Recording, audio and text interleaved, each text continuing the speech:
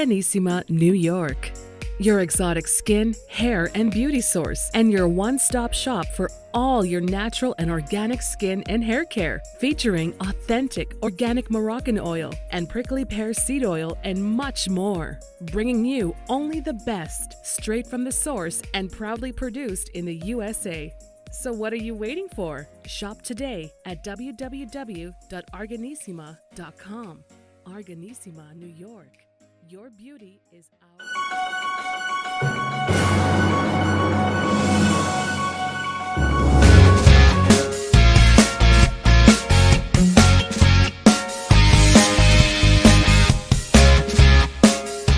Folks, welcome back to the iHealth channel, the Fit and the Fab channel, iHealth Radio, with your host, Hurricane H. New day, new show, new topic.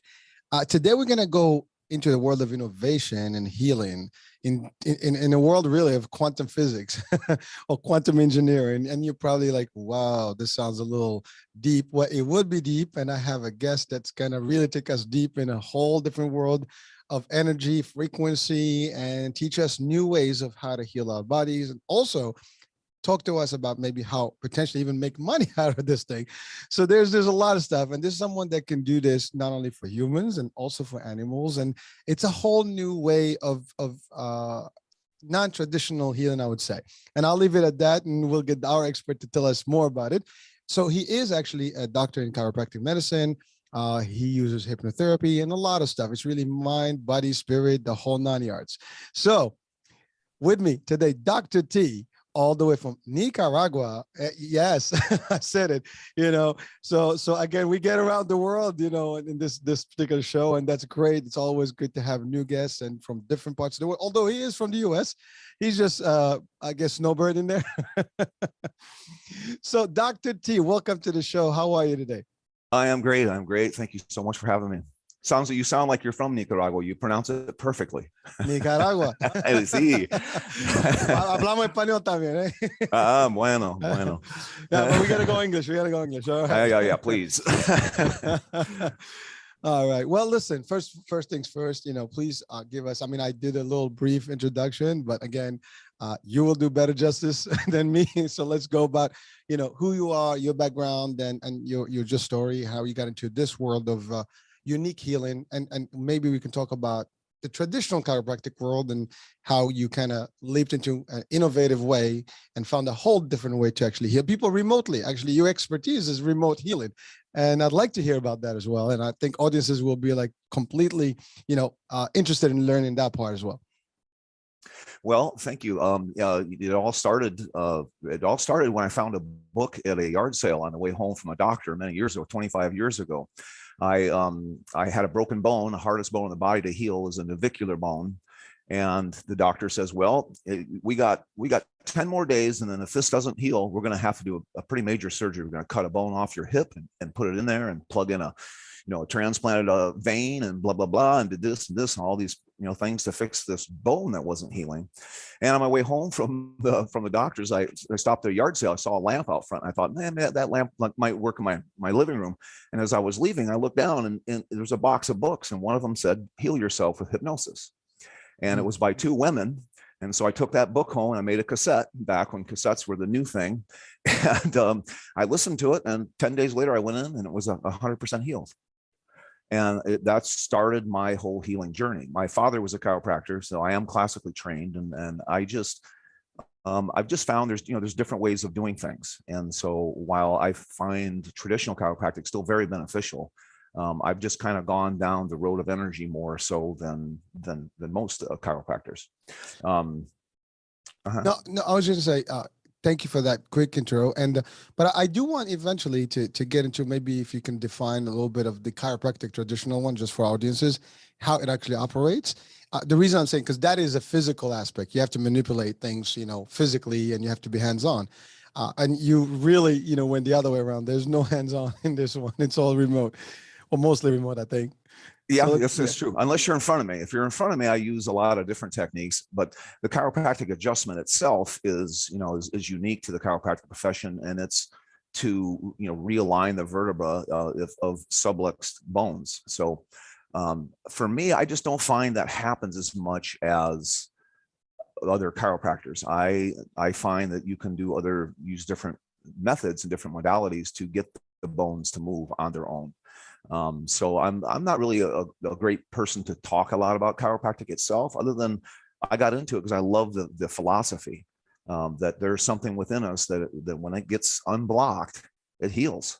It heals us, and that's how we. Chiropractic focuses mainly on the adjustment to unleash that innate healing, and it's very, very powerful. It works very well. I have a chiropractor. I see a few of them, different ones, when I'm hurt or when I feel like it.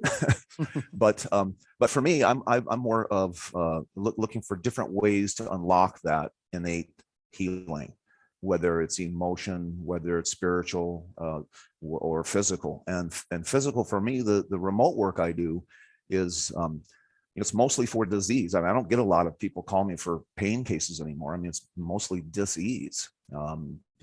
People having different things, whether it's digestion, circulation, mental, emotional. My primary thing is not. I mean, I work with pain. I do. I still do a lot of pain cases because you never know what's going to be the cause. Mm-hmm. But I tend to work more with disease processes, with the kind of energy work that I do. Wow. You just giving me a little bit of a wide imagination right now to think about a few things here. But so amazingly, so you've gone into this world through an injury yourself that it was almost devastating when you hear somebody's telling you, we're going to cut a bone from your body and replace another one and do all this stuff. I mean, that had to be scary. Well, that started the mind part of my study, so I went and studied hypnosis after that. So it really kind of opened my eyes, like, holy, I couldn't believe it. 10 days. I mean, I had gone like 4 months with this bone on healing. And then in 10 days, it completely healed because my mind was doing the process of, I listened to that cassette tape every day. I was scared to death, and that's what really kind of got me going down the direction I took. As chiropractic is very rigid study of physical things, mm-hmm. but I already had that hypnosis training when I got there. So I kind of just looked for more things that were a little more eccentric and a little further out, for lack of a better word, to do the same thing that chiropractic does. And the philosophy, again, of chiropractic, there's some brilliant minds in chiropractic. These guys are coming up with great healing modalities and lots of different ways of helping people heal. I just kind of, again, went towards the energy side, the quantum mechanics side. And so that's just the idea that, that we're all connected. And you have this happen, I'm sure, all the time. You think of somebody and they call you, hey, I was just thinking of you. Yeah, I was just thinking of you too. And then you'll have somebody will say, hey, guess who I saw the other day? I remember that guy from school from 30 years ago who we all forgot about. And he was in your mind a few days before. And that's consciousness. And so consciousness operates through the act of observation. So when we look at something, we're like mini creators. So if we look at something, we are collapsing all that quantum potential into mass, for lack of a better word. So your table isn't solid, even though it looks like it's solid. It's a whole bunch of quanta that's been put together, and it's held together because we can see it and we can look at it. So we talked, before we started this, we talked a little bit about the remote work. That's how I'm able to do this stuff remotely. So I know how your liver works. I know how your circulation works. I know all the nerves in your body. I'm a doctor, and so I'm able to look at these things, and I've figured out a method of testing remotely where it helps guide me to where the actual problem is. And then when I look at that problem, that's when we use that's when I can use different methods of telling your mind how to fix it. Basically, for lack of a better explanation, I can tell your mind how to fix it. So is that a therapeutic connection? Is that a hypnotic aspect of it? I mean, listen. I want to go back. I want to retract back because the word quantum is a very deep world. I mean, quantum physics is the next generation of physics. It's the space matter, everything in one place. It's all multidimensional, multiverse, all that kind of thing. So it's energies that we sometimes don't even realize exist around us. And I've studied a lot of stuff as well, a lot of books about these things. It's very interesting. And we always tend to forget that, we always look at the world as we see it in material world, in a physical, tangible, but there's more to this world than actually the tangible. We do know clearly about the fact that there is, well, most people believe in the soul and believe in other creation and, energy, beings and things like that. And so that's all tied into the real world. You're right. You think of something, somebody else, is almost like sometimes you think of something, someone next to you will say the same thing. I've seen that happen. It happens all the time. You think of something and it manifests. Like I had this discussion with a nice, a friend and a good guest on one of the shows where we talked about something, and it's something that he thought about the day before, and it was just like amazing, like how that even, connected. But I wasn't with him, he wasn't with me, and we did that. So there's some stuff that sometimes most of us cannot even explain.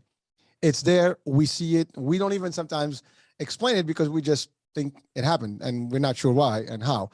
But it is there. So the world of, to your point, mind, body, spirit, all this stuff is happening in real time.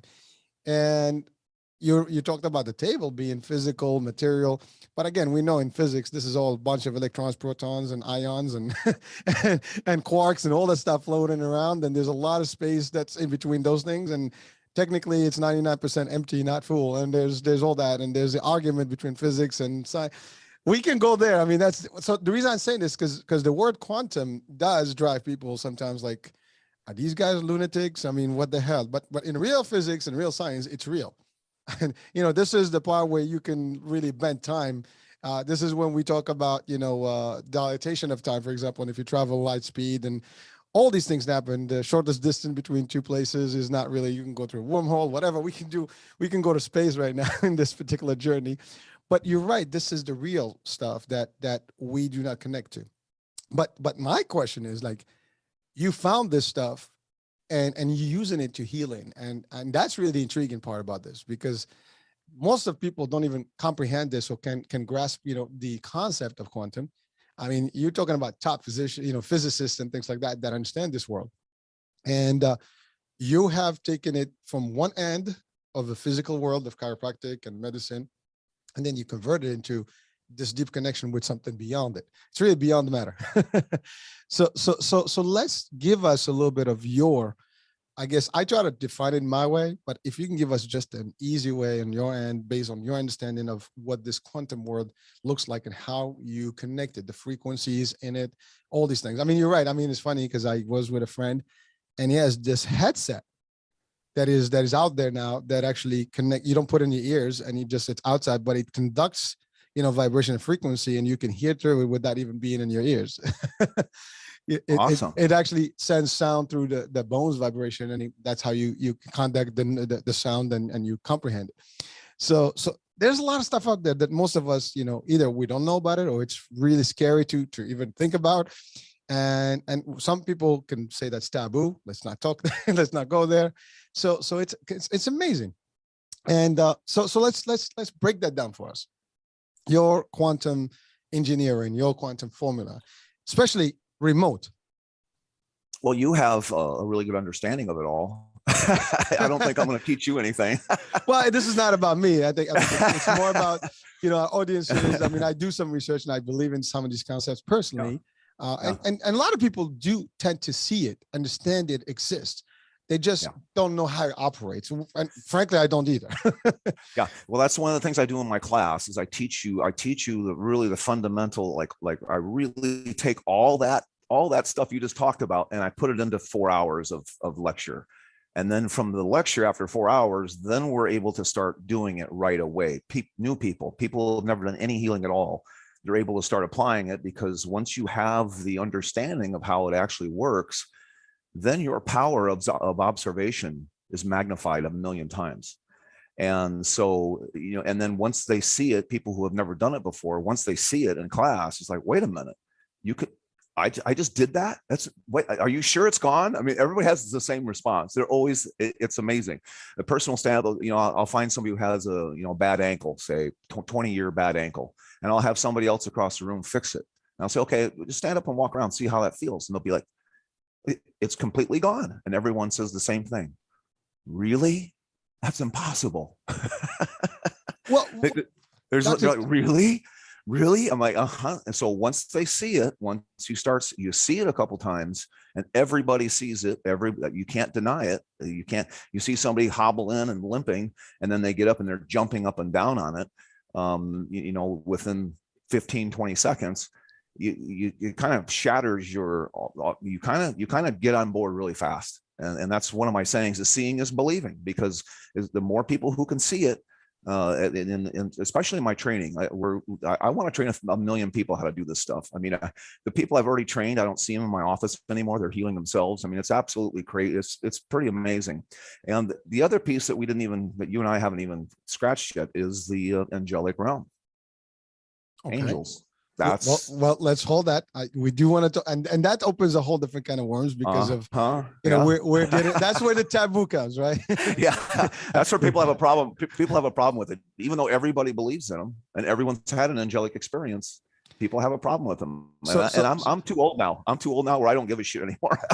People are like, what do you do? I talk to angels. I have them come in and do work. Really? Yeah, that's what I do. Well, listen, I do want to talk about that, and I do want to have your perspective on it. And again, I do want to preface that for the folks. I mean, folks, there are different things that are happening around the world, and we don't have to accept everything. We don't have to agree with everything, but we certainly would like to learn about everything and see different angles. And who knows, we might tend to believe in something, or maybe stop believing in something, or even just understanding how things work around us would be a good thing. So I don't want you to dismiss the idea. And so we'll get there, and we're going to scratch. That's not even scratching. We're going to, really get into it. We're going to dive in. We're going to put a hole in that one. We're going to poke it.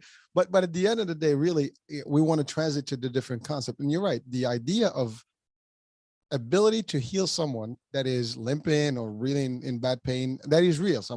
I've seen it actually through hypnotherapy. I've attended a couple of sessions, with massive, groups where people were literally not disabled, but they had, pain. They were in wheelchairs. And they're real. This was not, like a stage type of situations. They were complete strangers that were asked to come on. 5 minutes later, through hypnotherapy, they were able to actually stand with no pain. Now, I've seen that happen, and that's amazing. The subconscious and everything else. So but believe it or not, it's funny because I think that I've been stating this for the last couple of shows, but about a month ago, I did actually a live hypnosis, on the show with a hypnotherapist, and it was an amazing, session. I actually benefited from it. I hope somebody else did, but the fact of the matter is it's real. And I was skeptical about hypnotherapy myself. For years, I was like, what is this? It's a gimmick, all that good stuff, right? But then one day I was exposed to it through work, and we had a session, and I enjoyed it. And then we were on the ship one time, and I saw a hypnotherapist, and, I was like, okay, this is bullshit, and people are doing all kind of stuff. They're just sitting there and they're like sleep, and they sleep, they wake up. And all of a sudden there was a session where they said, come on in. If you're skeptical, sit down. And I sat down in there, and I let myself go, and it changed my life for good. For a few years, I felt a difference in whatever it was about, food and really, conditioning yourself not to eat a lot and things like that. And it was a great time for me because I wanted to lose weight then. So that was a perfect. And 5 years later, I had found very little need to eat a lot. I ate perfectly in the time, and I kept and maintained weight. So then I started talking about it to people. People were like, oh, wow, it is. So I've tried it again another time, but this time just to just enjoy and relax and have some, Zen. That worked. And when I had the opportunity to invite a hypnotherapist, and a great guy, we had, a session, we talked about it. And then I said, come back and we'll do a live show. And we did. And it was amazing. And at this time we did it about positivity and really awesome. Like the power of, dude, I'm hyper. I was positive before that session. Forget about it. Now I'm going crazy. So that's my passion. But really, yeah. So what? Again, I'm kind of mumbling a little bit about the hypnotherapy piece, but that's what I know. I've seen it work. I know and understand it. As we transit into the realm of angels and energy beings and things like that. And again, from a religious, and I do want to, just out of respect to everybody's beliefs, we're not here going to talk about it, the negative in the world of angels, but we're going to talk about the positive that we possibly can. And to your point, a lot of people do believe in angels. I don't think there's a religion that doesn't believe in angels. Yeah. We all do. We have different definitions for them and maybe visualization of them and who they are and what they do. I personally believe there are, super beings that are created, in this world, and they do have functions. And that's just my personal opinion. I don't want to get into the religious aspect of it, but certainly we're going to talk about how that transits and how that works in your realm. And so let's do that then. I might as well get into it. Well, I just love to hear that helped you so much, the hypnotherapy, because it's changed. I mean, I did it professionally for a few years, and I helped so many people with it. I mean, it is very powerful, and you were correct. You were correct. It's the subconscious. I just blinked 5 times. Well, that takes about 5,000 operations for my subconscious to do. I don't have to think about it, and so it's in there. It's in there running the show, and so it is driving and determining how your life becomes. What's in there. I listen to a hypnosis recording every single day, every day. I never miss a day without listening to at least one, and I'll do it on different things. Whether I wake up in the morning, whether I wake up right before bed, I do not go a single day without having or hearing at least one, whether it's positivity, self-esteem, confidence, any of, I'll give a plug to a guy out there. Stephen G. Jones is his name. He's got a website that I just love him. I love how his approach. It's real, just like a conversation. And you just start, it's really helped me. And I've sent a lot of people there. I have a few recordings myself on my website that I've done. One of them is called Relax to Heal. And it's just reminding you how to let it all go and just relax. Everything in life is easier when you are relaxed, and healing comes from that. People tell me all the time different stuff. Hey, I don't have to use my albuterol for my asthma listening to your recording. Or I had indigestion all the time, and I listened to your recording, and it's not happening more. Well, the recording has all this intention built into it also. So it's hypnosis, but also angelic intention driven into the recording. And that's how I do the remote healing is it's intention and it's focus. So it's high power focus. So you kind of get into a state, you're very relaxed, and you start observing and seeing things change. And then with the angels, they do the work. That's also what I'm teaching in my class is, once you have the concepts of the quantum mechanics down and really kind of understand how all this stuff works, they pay attention to you. They will listen to you, and they'll listen to you anyhow. I just think that we have a better method of having them come in and help than I've seen out there. And I know there's a ton of angelic work out there. There's all kinds of stuff out there. But what I'm finding that they're really, really especially good for are destroying infections, wiping out different infections that we pick up through our lifetime and that drive a lot of dis-ease that no one talks about. Very few people talk about, where do these chronicities come from? Well, we're super microorganisms already. We're full of viruses, bacteria, fungi. We got all kinds of stuff in our blood, in our whole bodies. And so when we injure some site, say we twist an ankle in high school, those pathogens will move in there and set up shop, and they will stay there the rest of your life. And so now all of a sudden, oh yeah, I hurt my ankle in high school. It's, no one can fix it, blah, blah, blah. We fix those things instantly because it's usually a microorganism that's set up shop in the tissues that were inflamed. And so in the class I'm teaching, we go through all the different systems and all the possibilities of, what I've been finding for 25 years. And once you have that roadmap, you're pretty darn successful at helping people and animals, both.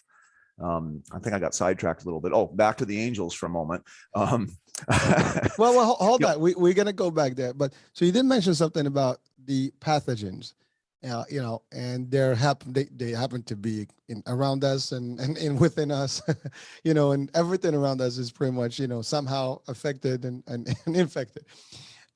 So what do you define the pathogen exactly in terms of the way you present them?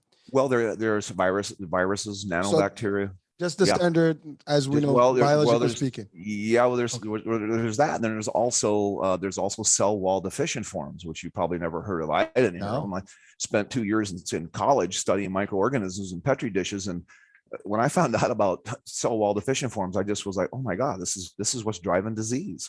And there's a book out there, a woman named Lita Matman, I think her name was. I'm pretty sure she's gone from the planet now, but she did. This book is amazing. It registers this huge, thick book, thousands of cell wall deficient forms.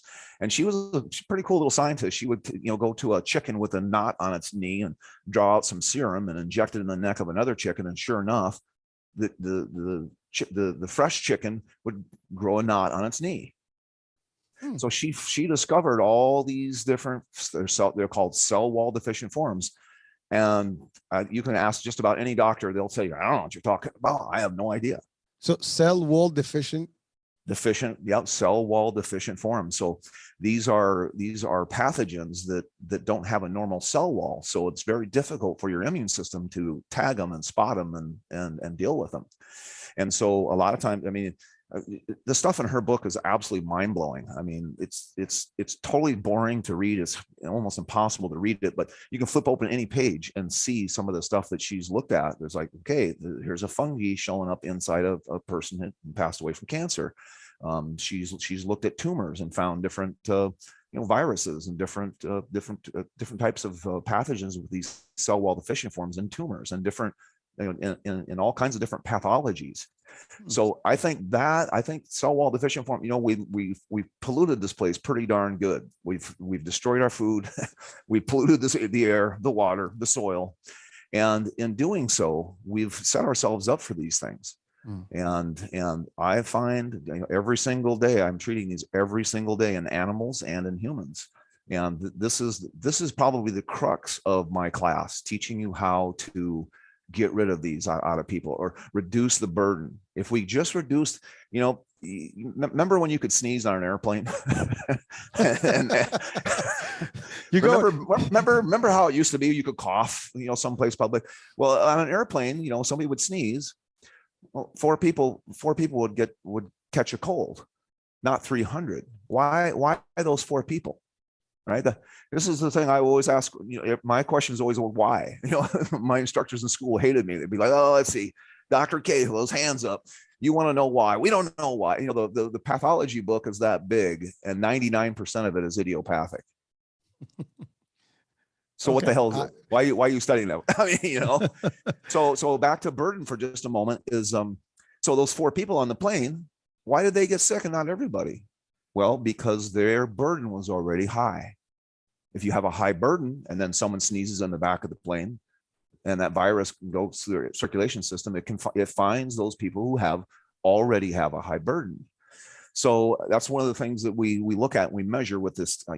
Basically in my class, I teach you everything. I teach you how to measure, how to have a mechanism that you can start breaking down and looking at different parts of the body so that you can find out where these burdens are and have them reduced instantly. And then we can start looking at herbs to help continue that, going down that road. People always like, how the hell you're never sick? Me, I'm never sick. Well, I'm always rotating different antimicrobials through my diet. I'll look at my liver this month. I'll look at my kidneys next month, my urinary tract, my circulation, my neurology, my eyes, my bones, I'll go through different, like every 2 months, I'll do a different supplement that addresses one of these tissues. And so, yeah, I mean, it's been a long time since I've missed a day in the office. I don't even remember when, and so that's a big part of what it is that I teach is like, hey, we just got to keep our burdens down and disease goes away. When you define burdens as in something that is a burden on you, like something that is wrong in your body, where there's a weakness. Correct. Okay. So, yeah. and then through your practice, you'll be able to identify those things. And ultimately, obviously, if you assess and identify it, it's very easy to remedy. You can certainly address it quickly based on with your technique and your, I guess, your angelic, version, approach, or your hypnotherapy approach, or and using all those frequencies and things like that. But we were talking about the pathogens and the impact of those in our bodies. And you're right. There's gut health. There's all these things, and we have bacteria. We have all the stuff that is existing within us, period and out. And sometimes you get the wrong ones in, and they mess up with you. And sometimes you need the good ones too, like probiotics and things like that, right? So you have all these things. Now, the people that come to you, or at least, we're going to talk about two aspects, and we're going to dive into the angelic piece. The first part is the healing and the clients that are really just seeking assistance to be better. Then you have the second part is that the people now, not only, some people are willing to learn to become healers. And then there are people that just by experience and feeling better through your stuff, they'll be, damn, I want this. How can I actually have a piece of the pie here and get into this business? And then you teach them, which is the course. And we want to go over that as well. So your 10-week, I think it's 10 week. Is that correct? So what's 1 weekend? Just 1 weekend. Oh, just 1 weekend. Okay. 3 days. Yep. 3 days. All you need. Yeah, all you need. All right. So we'll talk about that and what that consists of and things like that. So for the ones that come to you, they can be anything. They can have any type of illness, I'm assuming. And this is going to be a question that's probably going to sound weird, but what kind of severity, you were able to help? I mean, some people have cancer, some people have different things. And it's funny, you talk about the sneezing and coughing, we're in the pandemic mode. So those are like real things now that you cannot do. Even if you're really choking, you try to hold it because people are going to like frown at you like, what the hell? Stop coughing my face. I'm choking, dude. But yeah, it's got a little weird these days, but we have to deal with it. But so intensity wise, you've had different levels of intensity and different levels of illnesses and ailments, and you were able to kind of really show and demonstrate results. So if you can just share with our audiences, like what would be that spectrum from like the lowest level of particular ailment to the highest and hardest and maybe the worst, diagnosis you were able to entertain? Well, that's the tough one. Everything from arthritis. Well, just go to the alphabet. Everything from arthritis, to bunions. How hard it is to fix bunions. The people go in and get them operated on. It's so hard to fix bunions. We fix bunions that fast. Difficulty, spinal stenosis is one. Doctors don't want to see a spinal stenosis case because that freaks them out. That's when the back is misshaped or misformed. That's when the central canal is swollen, and so the nerves that come out of the central canal, you start losing loss of control of body function. Like I had a case, a spinal stenosis case, a few years ago now, and it was 85% occluded. So that's automatic surgery. He couldn't walk. He couldn't stand. He pretty much couldn't do anything. I mean, his life was pretty much over. So we turned that completely around in about 3 days. So that's a miracle. That's a miracle. I mean, you wanted the extreme. Most doctors, and even doctors listening to this, they don't want to see a spinal stenosis case because that's very difficult. It usually means surgery, and the outcome is paralysis. Terrible. Yeah. Horrible. Most back surgeries aren't, they don't tell you all the, they're not very successful. I just had a guy with a bilateral sciatic so bad he couldn't feel either one of his feet, and we dissolved that in one session, which is, it's another. These are miracles.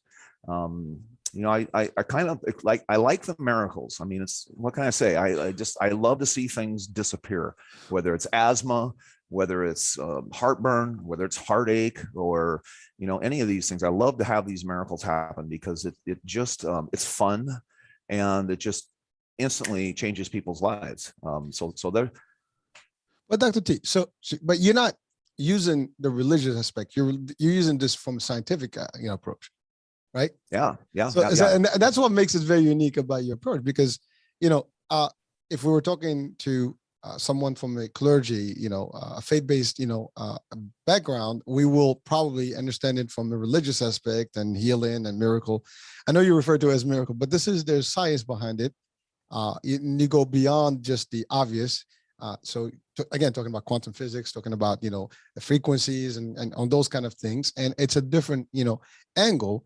it might be the same, by the way, because we all have different ways of interpreting, certain things. And if I'm religious enough, I'm going to look at it from a religious aspect, regardless of my religious background.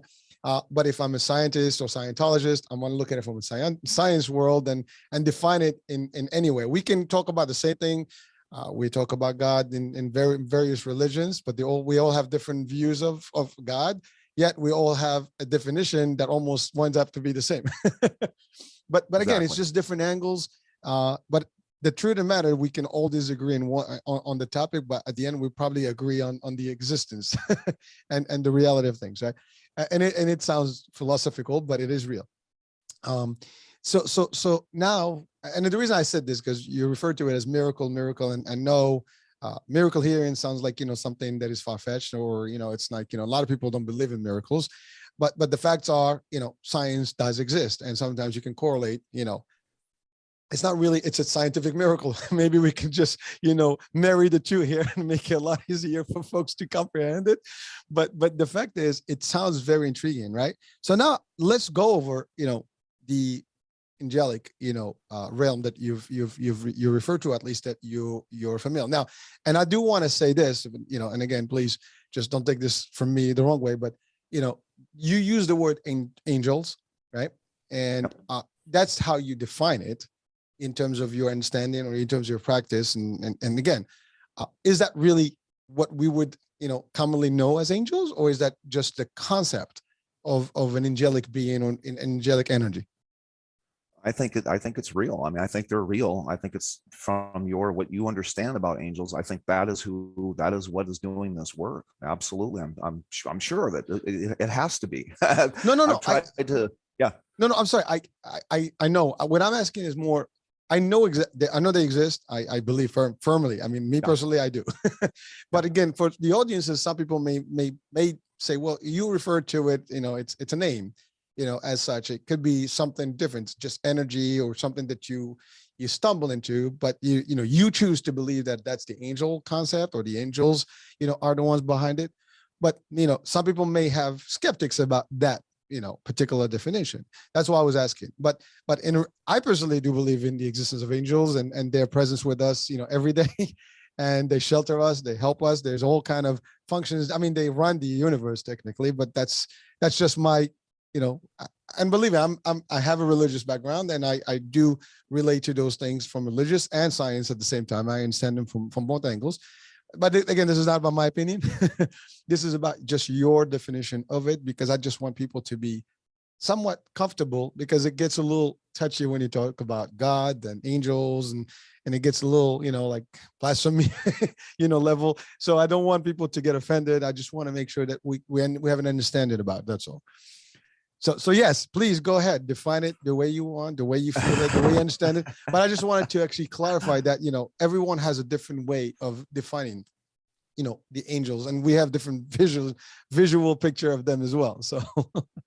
Well, I think that they're God's helpers, and Yes. and what I teach in my class, I teach you like there's all kinds of people. There's all kinds of people out there working with angels already. People are working with Archangel Michael and Gabriel, and so I've just made up my own rules, because there are not. Nobody owns them. No one knows how many there are. No one knows which ones are more powerful than not. And so we just kind of defined it ourselves. And we use three different groups, and they have very specific purposes. But these are sometimes I call them the lazy angels, because Gabriel and Michael, they're busy, man. This world, we got all kinds of problems in this world that they're taking care of. So we go after the ones who are hanging out on the side. Those are the ones that we're asking for help from. And of course, they are God's helpers. And that's kind of what their job is to help us with different things. And so we've just put it together in a manner that's really understandable, really simple. I'm not that smart. I'm good at taking big things and making them really easy. So we've taken a lot of quantum mechanics. We can talk about that for, like you said, the 10 weeks. We barely scratched the surface. But I've taken all of it and brought it down into something that's really small, really easy to understand. And once you do it, you start believing it, and then you get good at it really fast. I've also come up with a couple of proprietary methods through all my mind study, hypnosis, all these other things, to help expedite the process within people. I've tried to do this remotely. So far, I can't. So that's why you have to come to Prescott to do my darn class. But so far, I just can't do it unless it's a physical, energetic move that I do to your body to help bring you up to my speed. That's the goal, is to have everybody doing it better than me. And that's why we teach. That's why I'm teaching and stuff. I want people to be better than me. And, but the concept, that's kind of really the whole concept. I've no one owns them. No one's told us how many there are. Nobody really knows these answers. So we can call on any of them to help us at any moment in time. Angel of Mercy, help. I'm sick. I don't feel well. And we know some of the common names of them. And so you can call on them and they'll respond. But I think, I'm sorry. Go ahead. No, doctor, I was just going to say, but again, some people may call that prayer, right? I mean, absolutely. It is prayer. Are you kidding me? I pray every day. All right. No. I mean, again, I'm just saying, because again, hey, I'm just really good at it. well, listen, the truth of the matter is everyone on this planet prays. And we have our own ways of praying, depending on what your, denomination, religious beliefs or non-beliefs, it doesn't matter. People pray. And we all kind of eventually turn to our creator or the creator, and we all want to ask for things, and health is one of them that we ask for and we wish for. But you're right. I mean, if you look at the major religions, they all have a similar concept about angels, and that to your point, they are the creation of God, and they do run the universe, for him. I mean, obviously with his permission and his authority, but and then they are made to also assist in this world in different ways. Now, we don't understand. Most of us cannot even comprehend how they do it, because again, we are still stuck in the physical, and they're not physical. They're beyond our realm in a way, and so it's a little different. It's similarly, some people, the other part is some people can, there's the demons, there's this, that, and then we can get into the religious debate, and which is a whole different world. But the fact of the matter, you do use healing, you have methods, and you do almost summon energies. In this case, prayer or request from the angelic realm. And I'm just trying to kind of ease it up in a way to break it down to. Yeah, you got it. You're right on it. Yeah, you're right on it. And probably the only additional thing is just this idea of intention, using intention, having a clear, something very clear that you want done. And again, once you have all the mechanical pieces of like how it actually can happen, it just happens. It happens right away. Every single person who take my classes, I think we've had about 60 people through them now. Everybody is able to do it. So it's not like I'm better or you have some secret talent. Everybody can do it. And so that's been really very rewarding to put something together that can be replicated, and right in front of us, right in front of you. So doctor, where was that almost discovery of this connection that happened? Because you started with hypnotherapy, and there's obviously an ultimate moment where you kind of made the connection and became able to summon or at least utilize their power. Well, there was a lot of things that happened to me in my practice that slowly started pushing me over and pushing me in that direction. I always studied the more ethereal techniques that were out there. I studied with all kinds of everybody, shamans, everybody who was doing something kind of different. And well, let me back up really quick. When I was 13, I got shocked on the farm. I was cutting a giant piece of steel, and I went to move the ground, and it was misty out that day, and it lit me up. I was sure I was. I mean, the first thought in my mind was, well, you're done, because my gloves were open. And it was shocking me, and I like, it felt like a hand. I couldn't really see it, but something knocked me, and and back then we had like 80-foot long cords for the welders to work on tractors and equipment, and so it knocked me clear across the machine shed, and I drifted up out of my body, And I look down at my body, and here I'm lying, I'm floating up. I'm going, what the hell is going on? I'm a little kid, I'm like, what the hell is going on? And it's all doctors standing around me, all standing there looking at me on a table, shaking their head. And then this super bright light comes in, and it was a woman's voice. And it was like, excuse me, boys. And they all kind of looked up at the same time. We're like, nope, there's nothing you can, it's too late. There's nothing's happening here. And she said, stand back, everybody. And boom, boom, right back in my body I go. And I'm just like, what the hell was, I had no idea what, I had nobody even talked to about it. I mean, I literally was like, what the hell was that? I got up and I was smoking from the shock. And so, that was my first experience with an angel. And not that I didn't have a conversation or nothing, but that was an experience. And who knows, it was my mind made it all up. I mean, I was raised Catholic from a little kid. I played organ in a church, so I was always around the church. And so I was always looking at the angels that were inside the church and things. But I just assumed my mind made it all up, because I was just too, I just didn't know what was happening, And then I've had a couple other experiences in life where it's like, okay, like you said, sometimes you pray because, you could, there's times when, different vehicle accidents and different things that have happened that could have turned out differently for me. So fast forward all these years later to about 20 years ago, I'm in my house in Los Angeles, and I just moved in the day before. So it was a brand new, I didn't have a bathroom in my office yet. And this woman knocks on the front door, and I open up the gate, and she's like, hey, I'm here for a treatment. And I'm like, here for a treatment? How the hell did you even find me? Who gave you my number? She said, oh, I've just been walking up and down the street here. I go, okay, come on in. And so I treated her a couple of times, and she had a young son who she wanted to get in, and she had two sons. She had, one was an asshole and one was a saint. And she said, I'm going to bring the asshole in first and see how you do with him, and then I'll bring you the saint. And so we helped the jerk, and he was kind of a jerk. She was right. And then it was the morning the saint was supposed to come in. Well, he got killed on the way home in an auto accident. And he showed up in mom's house and told her that he was dead, that he got killed on the way home from an ambulance ran a red light and killed him, and that he was still with her. And I'm like, oh, that's amazing. This is unbelievable. I'm just so sorry. I mean, I was just, shocked. She was gray as a ghost, and for the life of me, I can't remember her name these days. But so she comes in, and she's like, yeah, well, he's still with me. He's talking to me right now. So, well, that's amazing. She says, yeah, he tells me you don't believe him. You don't believe me. I said, oh, no, I believe you. I've just never known anybody whose dead son was able to communicate with him before.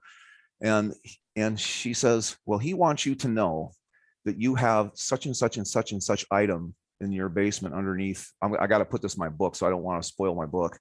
But she tells me something he picked the one thing that nobody knew about in my basement underneath a bunch of boxes.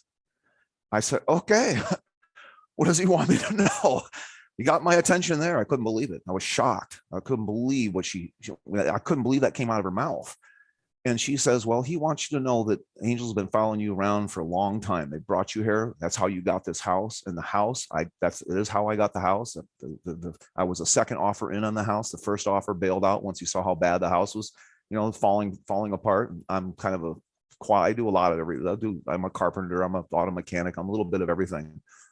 So it wasn't a problem for me to buy this house, but he continued. She just said, yeah, he tells me they're flying around this house. They're just looping around here, and all the disease and all the negative energies that you're working with are being sent off into this backyard. Well, here I'm in the middle of Los Angeles, 5 million people, I think, in the basin. And I get this house. It's got 35 acres as my backyard. And he explained that the angels brought me here because of nature in the middle of the city. You're able to help diffuse the energy out through this all this open land.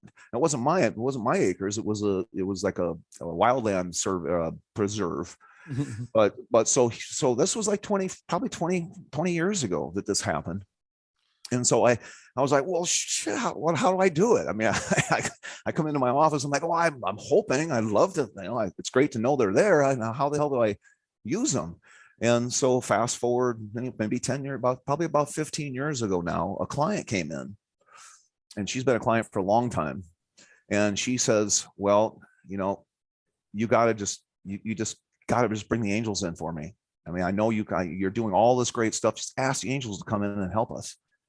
And I mean, I still can't believe it to this day. Everything she had going on disappeared. She had a weird burning sensation nobody could figure out. It was from her mouth to her tail, and it disappeared on the spot. So that's how I just started. That's when I started. I just started asking them for everything. Every single time somebody come in, I'd do all my other stuff I would do on somebody. And then I'd be like, okay, get up, go for a walk, see how that is, and they'd move around, they come back. It's still pretty bad, still 80% there. And I'd bring the angels in, and I'd walk out and tell my wife, oh my God, I can't believe it. Another miracle. So I did this for about 6 months. And finally she turned around one day and said, would you just shut up already? It's happening. It's real. Just go in there and do it. God, just shut up. I don't want to hear it anymore. But doctor, listen, I mean, I'm sure people are watching right now, listening, and they'll be like, skeptical people exist, right? And it's not so much that the skeptic about the existence of angels, it's more about the connection human to angels, or the ability to almost utilize them and use them for service. I mean, technically, they're not supposed to serve us; they're sort of serving a higher purpose, right? In any realm of religion, that's how we perceive, the concept of angels. But people will. You're right. I mean, when the lady comes into your door and says, my dead son is here with me, you'll probably be like, yeah, whatever. I mean, I'm sure everybody listening will probably agree with me that would be a little like, you've seen too many movies or something is off, right? Yeah. But you were there. None of us listening, watching, were there, experienced it, and we all have unique experience of our own lives that we somehow don't even have an explanation as to. And you could be walking and something happens, you push out, and you see it on social media these days. You see things that you don't understand, like, they show a car floating, a guy in between two cars, and nothing happens to him or her, and they just walk right out. And we say an angel is looking out, after us and over us and protecting us. And we define it that way, but there's some reality to that people would agree to. But there are some people that say, what, I don't believe any of this. This is like some hocus pocus business, So they, and that's okay. People have the right to believe whatever they want, and they have different extremes. The only way that people can really get back into the reality of things is by experience, by seeing it, as you said earlier. Seeing is believing. You have someone physically that the doctors may not be able to serve. And by the way, this is real, and in a lot of cultures is very real. And you have people, and some people discuss it in the realm of angels, some people of the realm of demons. But there are beings and there's energies out there that we don't understand the least of them, or about them. And you're right. I mean, there are things that happen to them that no one can understand, and there are healing, I guess, and protections that can be done through religious, practices, or medicinal, or to your point, telepathy, and many other ways, right? And so the reason I'm saying this is because really, when you give the story about the first one and about the lady that came to your home, you have to question things, sometimes. And there's a point in your life where you said, this is real. Your wife said, this is real. Wake up. This is it. Make it work. But then no one taught you how to use them or how to communicate with them. That's the next level, piece, or the next question. How did you really start kind of, at a fingertip, split second, like, I need your help, and voila, it's happening. That's going to be the biggest question after this. well, I've developed a method of assessment. That's the hardest part, is assessing what's going on. So what's happening in your body, for example. And so, you come to me, you say, hey, I have low back pain. So then I start looking, and how am I looking? What I'm doing is I'm accessing consciousness to get answers. And then once I have the answer, then I use the angels to do the work. So consciousness, now we're back to quantum mechanics. We're back to morphic fields. We're back into that realm where, I don't know if you're familiar with morphogenic fields. It's a theory by Rupert Sheldrake. Has a bunch of books on it, and they're very difficult to read, but it explains how we're able to do this from a distance. Doesn't matter where you're at in the world. It gives you concrete theory of how this works, because we are influencing that field. And within that field, I'm able to do an assessment And once okay, that's probably this, and I get a clear idea that, okay, this is, I'll just give an example, say depression. Somebody lifelong. I mean, one of the things with this class and what I've done is we've leaped forward in time with healthcare. I mean, we're doing stuff that they aren't even thinking about yet. Depression, for example, I find it's a pathogen, an intracellular pathogen that's poisoning the brain. And not all of it, but a large portion of people who have this have different emotional issues have pathogens that science just doesn't even know about yet. Where do they come from? Well, a lot of times it comes from family. It can go back generations, go back many generations. Toxins can go back many generations and be passed on to a newborn baby that then creates these problems later on in life. I find a ton of stuff. And of course, a lot of times they're like, oh, it's genetic. Oh, mom has this, genetic. It's genetic. Depression, oh, it's genetic. No, it's not. Was mom's mom depressed? Yeah. Was mom's mom depressed? Was mom, you find out, you go back, okay, everybody was depressed for a long time. Somebody along the line picked up the wrong pathogen, had too high of a burden, got the wrong pathogen. This guy with a spinal stenosis, he had pathogen inside his spine in the canal that was creating the inflammation. And you say this to most people, most doctors are just like, oh, that's lunacy, but they get better. So it can't, I'm not crazy, just a little wild. Well, listen, great minds always been defined as wild, right? So at the end of the day, some of the craziest or the biggest discoveries were labeled as, those people were labeled as crazy, lunatic, or like blasphemous, whatever. And some of them even were executed for their theories that were not matching the world's agenda. So listen, science has its own way of defining things and figuring out the real world, and every day science changes. I mean, even like I was reading something today about just the how old the universe and the earth and all that stuff, and because of science, it's been changing over the years on how old this earth is. And it goes to billions of years to a few billions of years to millions. And and that's because science is finding new ways to kind of I guess measure those things, and we will continue. There's scientific methods, and again, quantum physics is only we're like the babies. I mean, it's a baby stage right now. It's like an infant in terms of how far we've gone into it. There's listen, I can tell you, I mean, I've studied few books and articles, and I do a lot of research when it comes to space and all this extra stuff that people may not even be interested in. And I know for a fact, even from a religious aspect, that I can even quote some stuff, but the fact that there's teleportation, it's feasible. I do believe that actually it can happen, and there is a way. We just haven't discovered the easy way to do it.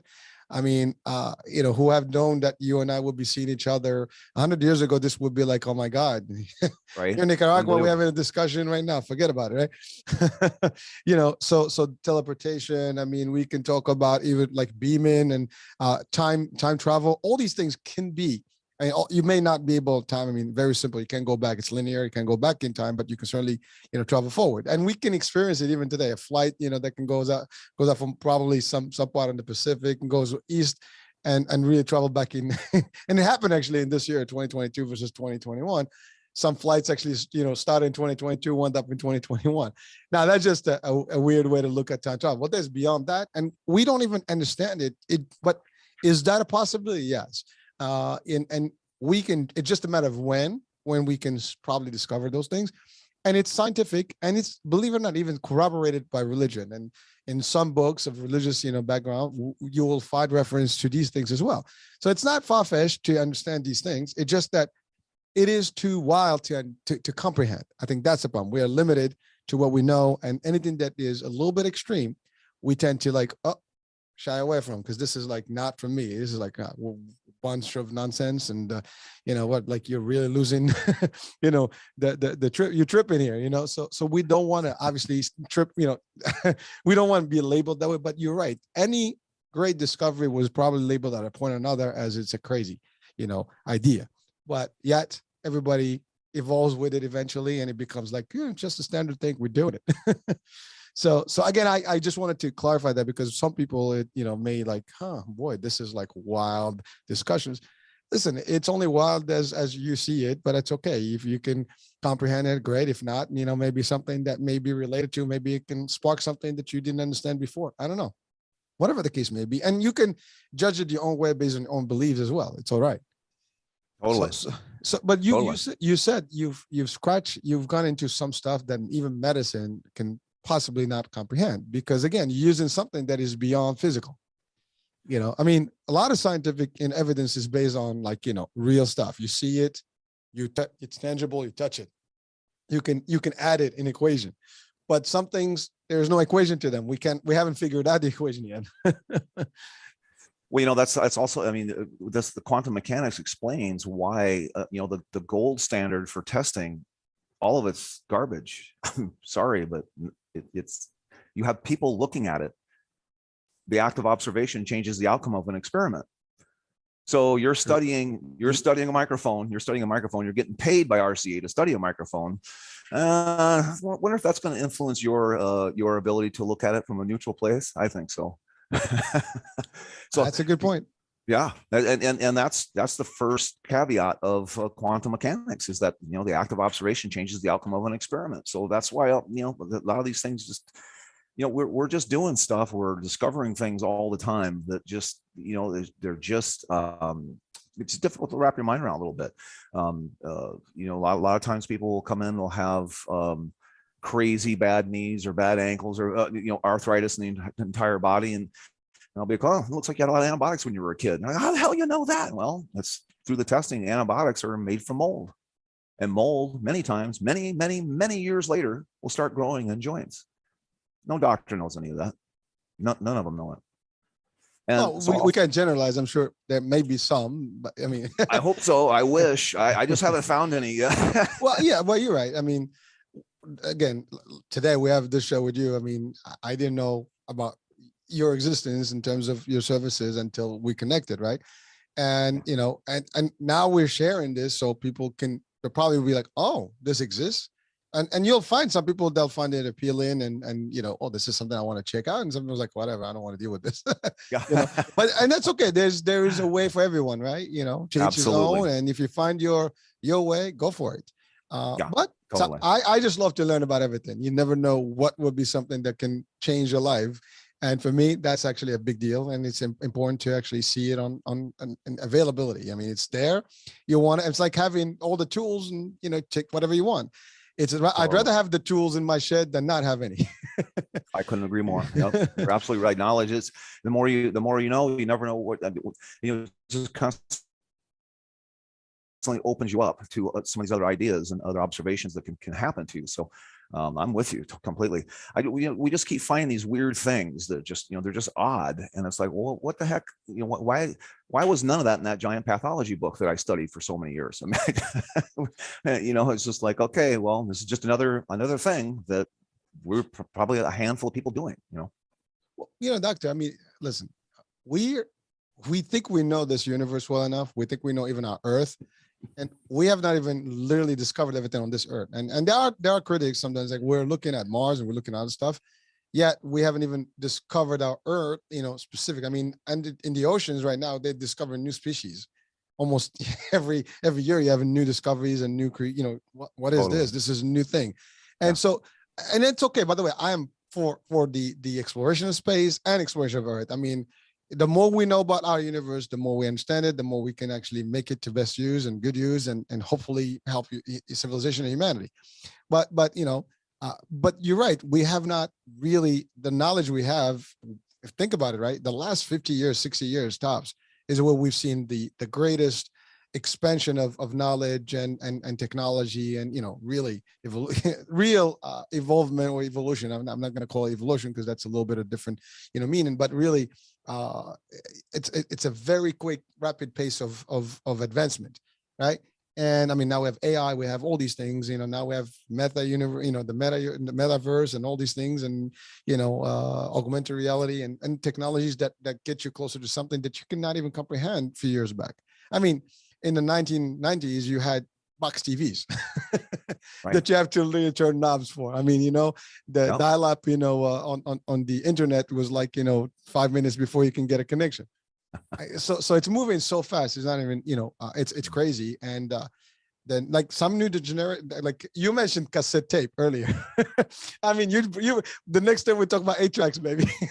I know. But that's how it was not too far back where we had those things, and yet we're like way far from there. Now we're talking about very like, terabytes of data that is in your at your fingertips, with a press a button. You have the cloud, it's just a different world we live in. So you're right. As we are progressing, whether it's medicine or even religious, maybe religious is a little different because it's confined by certain rules and regulations. But in science, there's no limit. People are just kind of discovering on and, taking every discovery to the next level and the next level. And everybody is researching on the previous research and finding new outcomes and new results. And it becomes the new definition of things, so it's constant. So again, for me personally, your way of looking at things could be very, very, very legitimate, and I believe in it based on you doing it. I believe in it. Bottom line, meaning you have results, you can prove them. Whatever it is, however you're doing it, to me, it doesn't matter. The fact is that you're doing it and it's working. That's all that matters. We can call it whatever. I may just call it something different, but it's still the end result is what counts. And I think sometimes that's what we have to really focus on. Not so much the detail, but the outcome. If we all focus on positive outcomes and results, we will not worry about the little things, right? And that's the thing. We sweat things that don't matter anymore, or like we debate, how is he doing it? What's that matter? Whether I do it, from a scientific, a religious, I don't know, an exorcist, system, it doesn't matter. It works, fine. Hypnotherapy works, fine. There are ways, and I think that's where we need to just be aware of, at least open to. And again, like I said, we didn't know about your services. Now we know. Many people around the world are going to listen to this podcast and watch the show or listen to it on the radio, and they'll be like, wow. And again, like everything else, you're going to have some pros like, yeah, we love this. And some like, ooh, forget about it. But that's okay. You guys have, it's called freedom of choice, freedom of information. Take what you can, what you want, use it as you wish. And that's the bottom line. But there will be people that can benefit from it, and that's the bottom line. So, I do mumble sometimes, but I think this is a very interesting topic because it goes beyond the realm of the normal, and when anything goes beyond normal, and normal is just it's really not what it is. It's just what's normal for you may not be normal for me. Sometimes we use that as a standard, but it's not really, anybody can have a different normal. Based on how they see the world themselves. So really, normal for you is normal for you, but it may not be for me, and vice versa. At the end of the day, it is a normal, one of many normals. Pick one. As long as it makes sense for you, go for it, baby. All right. So we understand the concept. We understand that you had a connection, it happened, and you started using it. Now it's a matter of just the practice, and you're using it, day in, day out. Using it with clients, but now you took it to the next level where you're healing people and also teaching them how to heal themselves and heal others. Now, does that mean that people can actually practice your form and your style and your techniques and become their own independent, I guess, healers? Absolutely. Because what I teach, I do teach something in class that's physical. It's a physical roadmap that you do on somebody physically in front of you. I do teach that. So you do some touching on the human body, but the crux of it, the biggest crux of it is I'm teaching you how to do remote healing. So it's anybody, anywhere, anytime in the planet. So there's a physical roadmap that we go through, because I like to, if someone's in front of me, I like to know what organ is deficient, what part of the body is not working as well as it could. And so I do teach that in the class, but the primary focus is remote healing. And so, because how do you license that? So you can be, we have housewives doing it, and no one can really say anything because you can't license it, So, and we have a few people who are building their own practice, from the class that we taught. And there's no way to really stop them. I mean, all they're doing is helping people. Well, listen, that's great. Well, Yeah. so how does someone, become learn from you? How can someone register, for example, for a course? Oh, it's on the website, A Human Engineer. A is an Adam, humanengineer.com. There's a ton of stuff on there. We hired this. That's why I'm seeing you. Is we hired this great team to get me on podcasts and upgrade the website. And so the website has the class on it. It has I do these programs also. We're getting ready to have one here in another month, I think. And so the program is whatever it's called Crazy Unknown Shift. And so it doesn't matter what you have. You can do the program, and it's four treatments over the course of a month, 4 1-hour treatments, and they're group treatments. So it's like 20 people on Zoom. So it's pretty amazing. We did some group stuff a few years ago. We just couldn't keep up with the volume. We were so overwhelmed, just me and my partner. But that's really exciting to have. It gives people an opportunity if they're like, oh, I don't want to do the training. I don't want to see me. It's hard to see me one-on-one. I'm full of, it's really hard to get in. I mean, I don't even know how long it is, if you can even do that anymore. So it is a method, a manner of getting exposed to this work is through this program. So again, it's 4 1-hour sessions over the course of a month. And it's called Crazy Unknown Shift for a reason. It's anything odd going on. I just bring them in, let them do their work, and they know what to do. So many times somebody will say, hey, I hurt my ankle. Can you work on it? And I'll work on it. And then I'll finally talk to them and say, hey, yeah, how was which one was it, by the way? And they'll be, oh, it was my left ankle. I said, well, you told me it was your right ankle. Well, it doesn't matter. It went away anyhow. So, the angels know what they already know what to do. All we have to do is have the knowledge and the assessment. Then we can direct them and tell them what we want done. How the hell did I get here? I'm sorry. I think I jumped off track a bit. No. It's good. No, we're talking about the course and how can people get into the course. Yeah. And how they can become independent, if they want. Well, the course is 3 days in later March. There's a bunch of testimonials, I think, on the website now. It's absolutely. I had a doctor there. He's a 45-year doctor. This last one. And he just wouldn't leave me alone. He kept pulling me aside. Oh, the hell did you come up with all that? This is amazing. I just can't. I've known him for years, but he just wouldn't stop, hounding me about what a great course it was. So that was really gratifying. It was really gratifying from him. I was just like, oh my God, that's really warmed my heart, because I'm a really good teacher. I'm really good at taking big, complex stuff and making it simple. And then I did this all in school, a lot of classes, like neuroanatomy and some of these other classes like that I'd never taken before, but I would TA for the class. So I would learn it and teach it.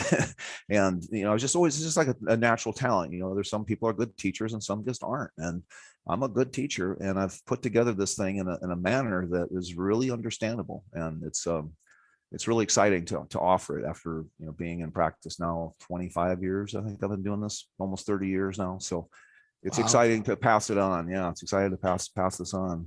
Now you're available ultimately remotely, but primarily all around the world. Anyone can actually register for this program, and then they would have to come. They have to come to Prescott, Arizona for this class. Unfortunately, I keep trying. I keep experimenting on doing this, because this download it's an amazing thing. It's an energy comes out. All these energies come out of your hands. I figured out a certain energy comes out of a hand that opens up a certain part of your mind. And I know it's a little weird, but it's like a code. I'm able to take that and plug it right in, and you take right off right away. It's kind of like a Spock mind meld from Star Trek. Remember, he's like, except this is real. Yeah, this is a real, and this is there's certain energies that come out of your cranium. And so that's, when I finally had that piece, I was like, okay, I'm ready to teach, because it's hard to get you up to my speed without a ton of practice. But I figured that out. I figured that piece out. And it happened. It was a miracle how it happened, how I come across that information that helped me figure it out. It's amazing. You look at some of these things that happen in your life, and you're just, it's miraculous. Some of these things are, that was a miracle. And I think it's important that when we have those miracles, that we give them a second and acknowledge them for a second. Okay, that was a miracle. And I know that was a miracle, because when you seeing is believing. And when you see one, you have one, you're going to start having more of them. More and more they just start happening more often. And it's the same as observation. Like for me, clinically, I remember for years, I was like, God, I wish I would learn something. What the hell's going on? I've never come up with any new observations. What the hell's going on here? And I tracked down this doctor I studied with years ago, and I said, hey, Dr. Loomis, how the hell did you come up with some of this stuff? And he says, well, son, if you, he says, how did he put it? He says, well, son, if you're right all the time, you never learn a thing. And I said, well, son of a bitch, I should know a whole bunch. Well, that is true, though. That is a fact. Yeah, the more you're wrong, the more there is to learn in there somewhere. So he left me with that. I thought that was kind of funny. No, that's actually a very deep, advice. And it's reality, because sometimes if you want to learn, you got to just, you want to learn, you got to learn. You got to keep, keep some empty space in there. Yeah, I remember very clearly a couple of these observations that have come in, like I remember my first one very clearly. It was, I don't know, 20 years ago now. And so I've had many since then, and I had one the other day. I still can't wrap my mind around it. I've been, and it's kind of a long, I'm not going to tell you the whole story, but it doesn't matter. I got it on my computer, and it showed me something within DNA structure that I had never heard of before. And so I've been incorporating that into my practice, and it's been very powerful for a lot of different dis-ease that's going on right now. So but literally I opened up my computer and bing, Google popped up with this information. I'm just like, you got to be kidding me. This is genius. So, but I've seen enough and I've believed enough that they tend to happen more. Well, it manifests. I mean, you're right. It manifests. Yeah. The more you think positivity, the more you see positive outcome, the more you see you have negative thoughts, your thoughts become reality. As long as you're, that's psychology 101, and it is real. And I mean, I experience it, and I know a lot of people do believe in that. And yes, if you see everything, the world is a bad place, everything you're going to see is bad. If you think the world is a great place, and you're going to find a lot of good in it. And yes, there's both sides. There's a good and bad, but it's just what you're looking for is what you're going to find. Absolutely. I couldn't agree more.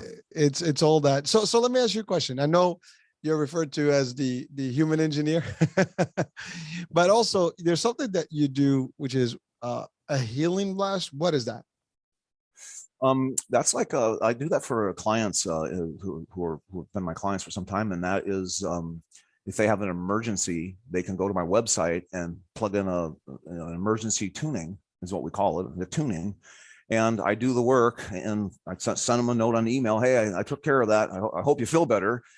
They always do. So it's a way for me to do a quick treatment on you if you think you're getting sick, or think you got to go to the hospital and you don't. So that's what that is. And we've actually had people on the cot going into an operating room for appendicitis style stuff and get up and walk off and get up and walk out. Yes, we've had a couple of those. Holy cow. Yeah. And so we do it for animals also. So I do a lot of stuff with animals with the tunings requests. But this program we have coming out, this crazy unknown shift, this is a way for people. I think it's like $550, something like that. And it's four sessions. You just happen to be with other people on Zoom. Mm-hmm. You don't have to have your video up, but I find out everything that's going on in everybody. And it's absolutely fascinating, because again, the angels know what to do. They know what to fix. Sometimes I'll be a little more specific on certain people. Say somebody with floaters, hey, I got floaters in one eye. Sometimes I'll have to be more specific and narrow down that focus for that. But it's really quite amazing, everybody has something, right? It seems like everybody's got something, right? I mean, I think I have a lot of stuff wrong. I think you should come and do my class. I think you should be in my class. Oh boy, did you discover something, dude? Don't tell me. Don't tell me. Don't tell me. Yet, off the air. Yeah. Well. I mean, listen. It sounds intriguing, man. I'm intrigued here.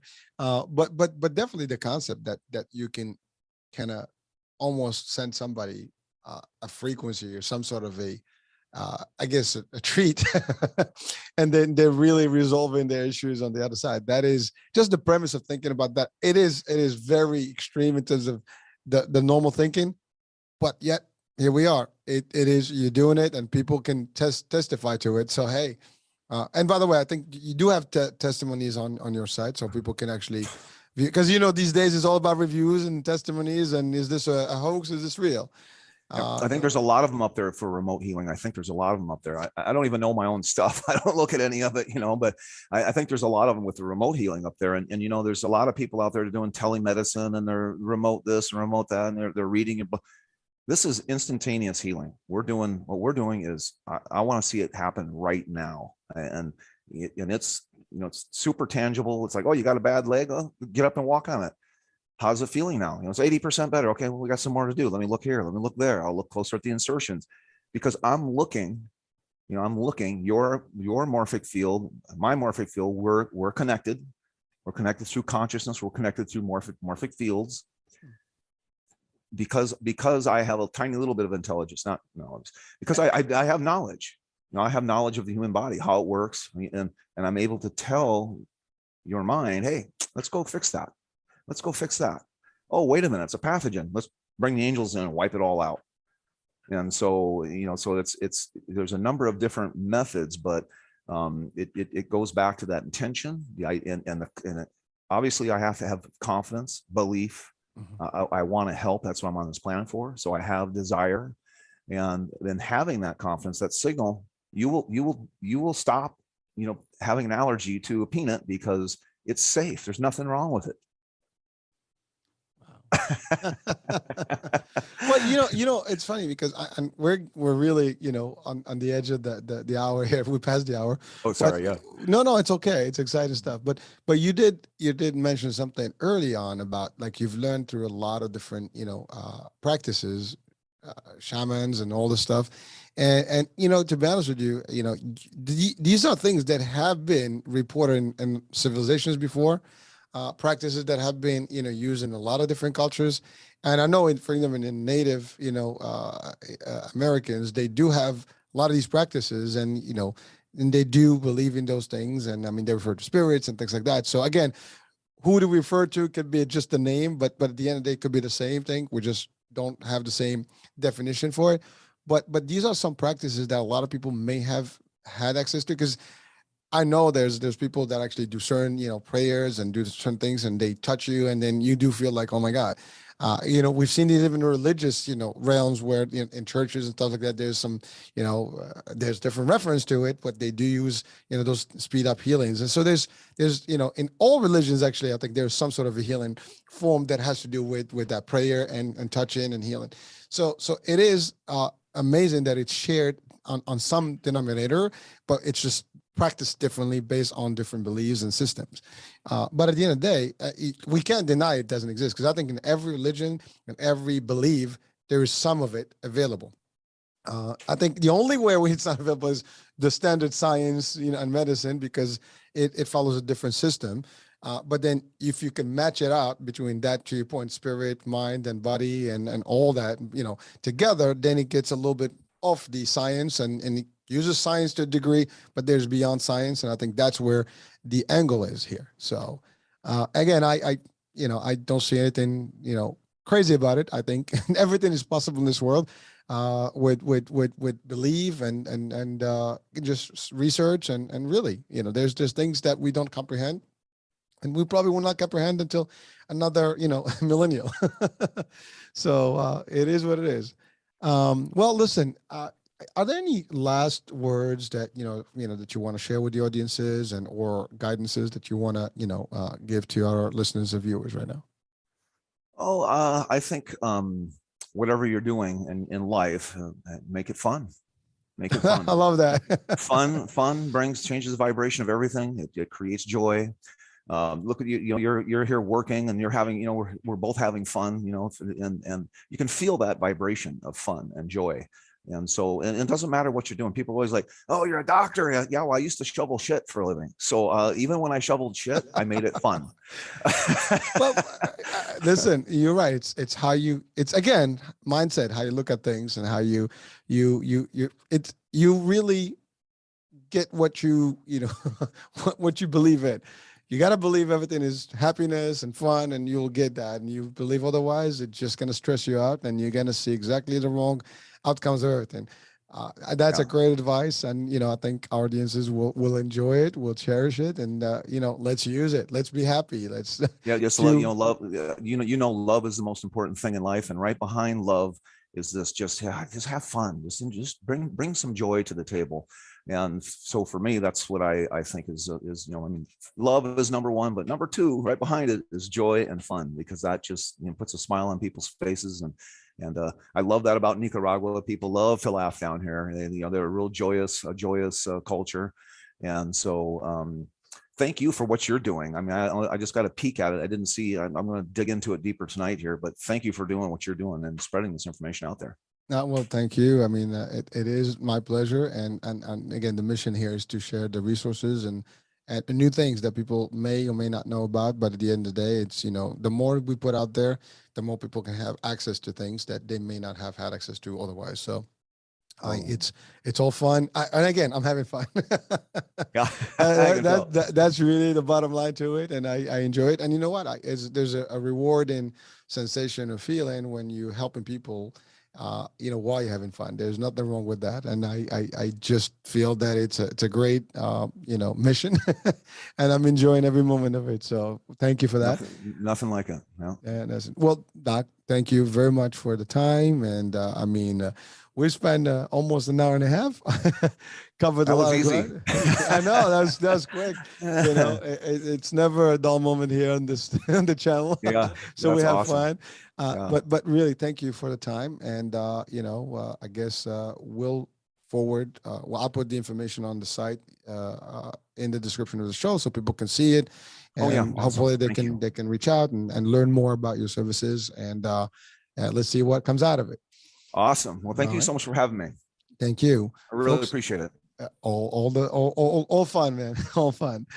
Folks, thank you for watching the iHealth channel, the FitnessFab channel, and listening on iHealth Radio. Your host, Hurricane H here. Thank you for watching again.